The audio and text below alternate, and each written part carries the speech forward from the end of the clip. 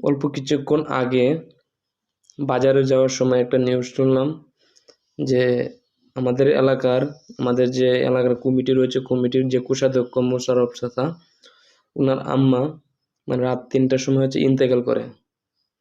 আসলে উনি নাকি সুস্থ ছিলেন, মানে হঠাৎ করেই নাকি স্ট্রোক করে মারা গিয়েছে। কিন্তু ওনার জানাজা হচ্ছে প্রায় 2:30টার সময়। আমি সেই সকাল থেকেই জানি যে জানাজা হচ্ছে 2:30টায়, কিন্তু এখন বাজে হচ্ছে 2:14। আমি এর আগে অনেক ভিডিও, ফেসবুকে ঢোকার পরে ইউটিউবে অনেক ভিডিও, অনেক কিছু দেখলাম, হ্যাঁ, ড্যান্স, গান, মুর্শিদি অনেক কিছু দেখলাম। আসলে আমি জানাজা যাবো এই সময়টুকু পর্যন্ত নাই। ঠিক আছে, আমি পাচ্ছি না, এখনো পর্যন্ত পাচ্ছি না। বাজে 2:14, আমি কখন গোসল করব, আমি কখন কি করব, কখন জানাজা যাব, আমি কিছুই বুঝতে পারতেছি না। অথচ দেখেন মরে গেলে সবই শেষ। সবার জন্য শুভকামনা, একটু খেয়াল রাখবেন।